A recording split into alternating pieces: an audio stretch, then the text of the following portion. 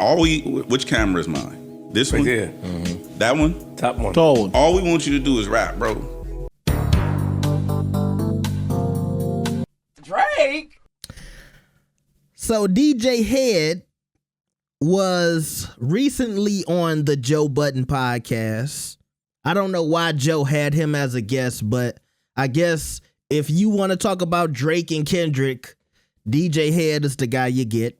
And so DJ Head gave a prediction about Drake's new album, ICEMAN. And he also sent Drake a message about his music and his image. Like the video and subscribe. Let's get it. I like You don't think ICEMAN the project is going to be underwhelming though? Yeah. No, you don't. No, you don't. See, here's what I mean. Wait, we can tell. I'm not being biased. You think it's going to be underwhelming? Yes.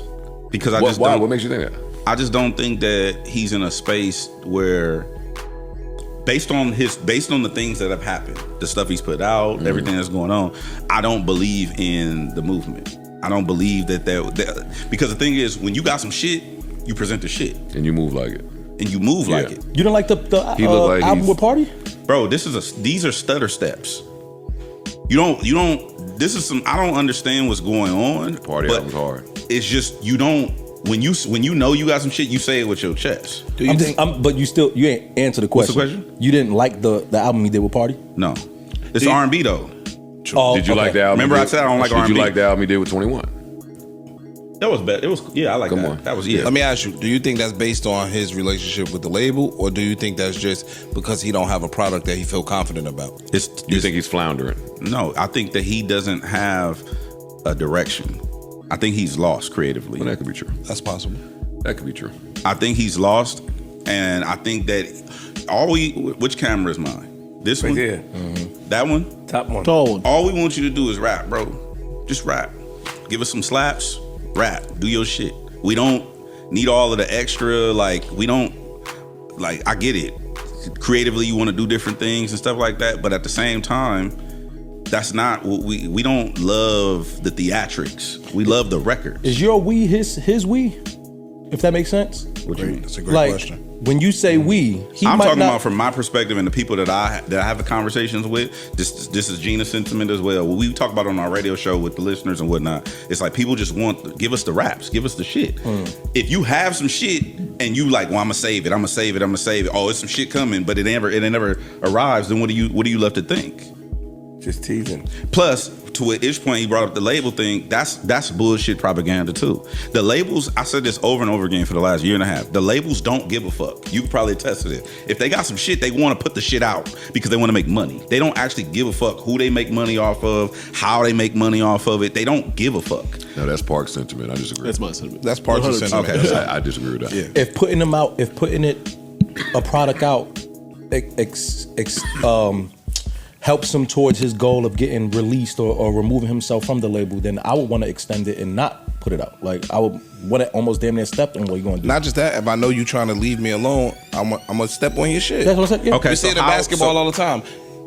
The Golden State Warriors was damn near sitting Kuminga on purpose and not playing him on purpose, even though he could have helped the team be in a better position. They was sitting that motherfucker on purpose. Okay, so how would that take place in music?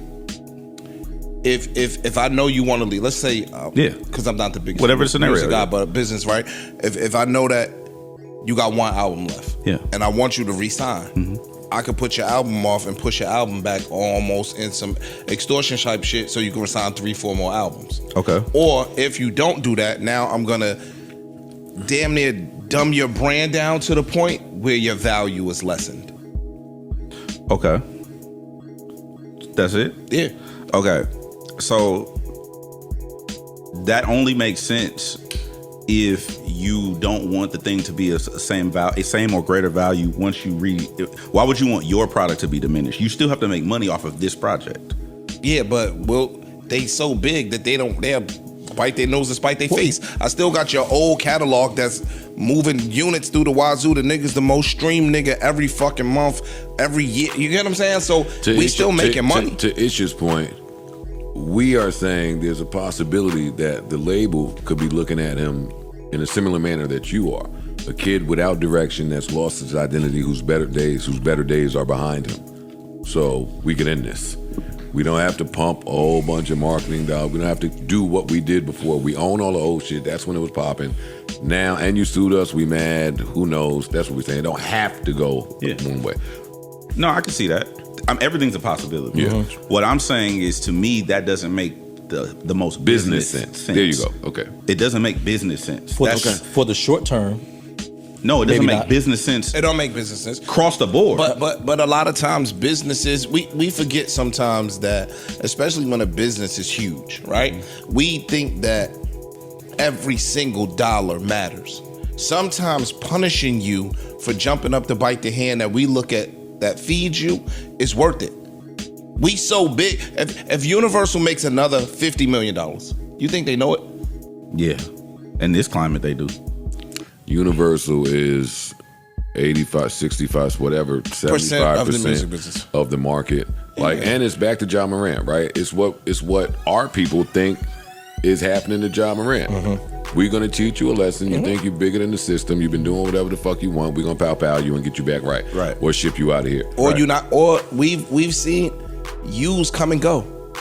There's been a lot of niggas that have been really, really, really good in sports, and them niggas just, you can attest to this, they vanish. The thing about what DJ Head said that triggered me the most, well, it was two things. But the first thing is when he said, hey, people are tired of the theatrics.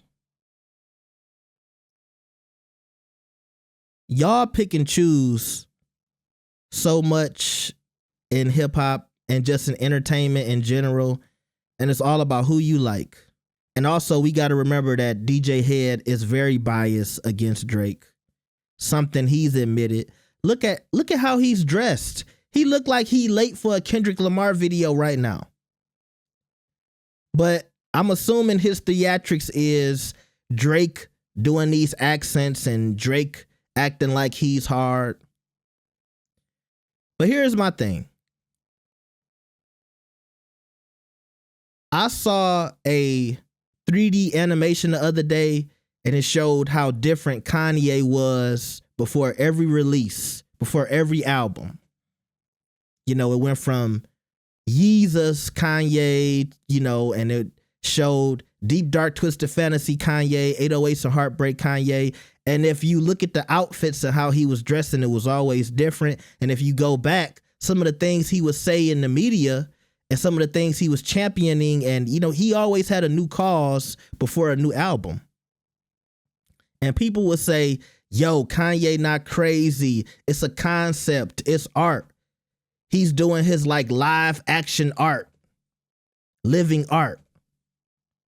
Why can't Drake get room to do that same thing? Even when you think about when Drake was so-called being too hard, the music matched that. If you go back to Scorpion, where I kind of feel like a lot of that stuff started, what was going on in Drake's life? He was going back and forth with Kanye. You know, he rapped about it. I think he was talking about people waiting in a white van for him. I think he felt like Kanye had people either coming after him or looking at him. And I know some of y'all would be like, but that's Kanye. Kanye will never do that. But I feel like if you really listen to some of the stuff that Kanye has said, and you look at the people who are around Kanye or who were around Kanye, because I know Kanye just apologized to the rabbi and all that other stuff, but it was a time Kanye was talking like he could get people knocked off. But some of y'all don't remember that, but trust me, you can go look it up. Sometimes he would go to clubs and be ranting about Drake and all types of people that he had beefs with. But a lot of the stuff we saw from Drake, the music matched that. And maybe he was hyping himself up to get in a certain type of space to do certain things creatively. And I would say the same thing about Kendrick. Kendrick has changed for different releases, not in some fake way, but To Pimp a Butterfly is very different from the Kendrick we saw when Good Kid, Mad City came out. Y'all get what I'm saying? what we see from that artist usually reflects the art. So when he's talking about theatrics, I'm like, yo, these people are entertainers. They entertain. That's why we like the music. Some people relate to that. And if you don't like a Drake album, it's somebody else who swears by that album. You can hate him as much as you want. What I'm telling you is facts. And you can say the same thing about Kendrick on the other side. Some of y'all who want to hate Kendrick because of the beef, bro, it's some people who cry when they listen to Kendrick's music. Same thing for J. Cole. They are the big three for a reason. Even Kendrick acknowledged the big three, and he knows who's in the big three. And all three of those dudes have huge fans, and a part of their relatability is the theatrics. It's for them going out of their way to show us the headspace that they're in at the time when that music is about to drop. So when we turn it on, we feel a little more invested. And if y'all want to say Drake is a vulture, I mean, go look at the record label that's attached to your favorite rapper and then start worrying about those vultures who make billions of dollars off of our culture before you even start with Drake. But that's a serious conversation, you know, we not willing to have in the middle of a beef. But the beef is over, so I think we should all wake up. Secondly, he's talking about what we want. What you mean what we want? You don't care about Drake and his career. You don't want Drake's well-being. So you don't speak for Drake fans. And once again, is it people who miss Drake's old catalog and they preferred that than the new Drake? Sure. But like I told y'all earlier, it's still people that like his new shit. I'm sorry, it is. It's people who love Honestly Nevermind. No matter how many bots UMG used, it's a lot of those listens and plays that are real. And we can track them back to whoever, Spotify, Apple Music, all the way to their house. And you look in the window and they cleaning up the crib listening to Drake. DJ Head is very successful. I do feel like he's picking the bones of the beef. And I feel like anytime you interview him, if he's not talking about Drake and Kendrick, I don't even think you want him on your platform, because what is it going to do if he's not talking about those two individuals? And like I said, he's very successful, but is he successful enough to give Drake advice? Is he even successful enough to give Kendrick advice?